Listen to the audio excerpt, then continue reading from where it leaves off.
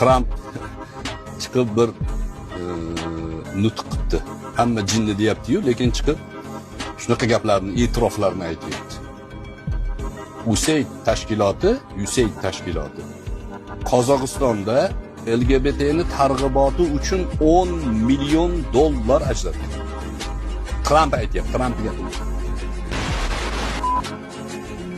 Также по линии USAID Казахстану было выделено 10 миллионов долларов на продвижение и защиту прав ЛГБТК+ сообщества.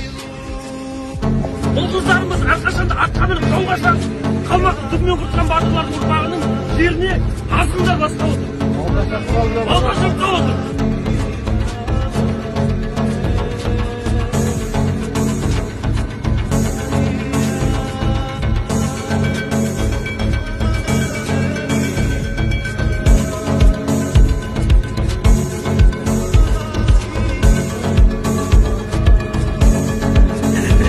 У нас для вас грандиозная новость.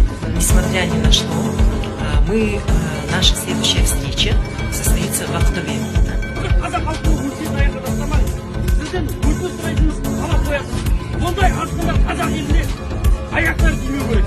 Ата-бабаларымыздың Аққынайдан ұшымен, Ақбіректің күшімен қорғаған жерге бұндай асқындардың келмеуін талап етеміз. Біз бұларға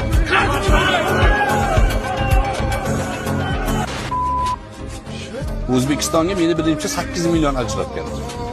Adashmasam, yo 20 million shunaqa, yoki O'rta Osiyoga 20 million ajratgan. O'sha pulni olaman deb harakat boshlanganda, bu yerdagi mana bu miting qilamiz deganlar, o'sha Sherali Komilov degan sqirtlar, ular o'sha pulni olamiz deb harakat boshlagan. Sekularizm da'vosida, dunyoviylik da'vosida shuning targ'iboti uchun harakat qilishgan. Prezidentni xalq sayladi. Allohning qudrati bilan bo'lmadi, xalqning ishonchi berilgan ishonchi bilan saylandi va u odam xalqning manfaatlari yo'lida xizmat qilishi kerak. Tramp USAIDni bekitaman dedi. LGBTga 10 million Qozog'iston uchun sarflagan. O'zbekistonga ham sarflagan. Bundan kam emas. Men 2021-yilda aytgan ekanman.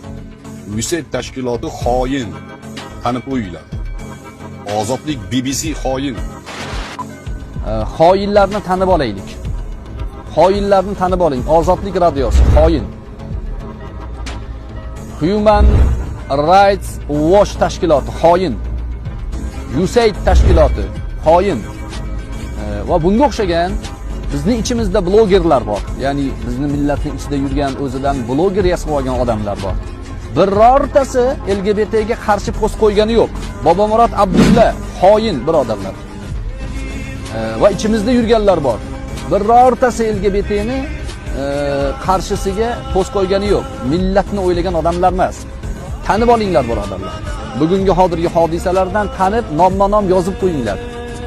Kim mana shu voqealarda millat tarafda turmagan bo'lsa xoin birodarlar.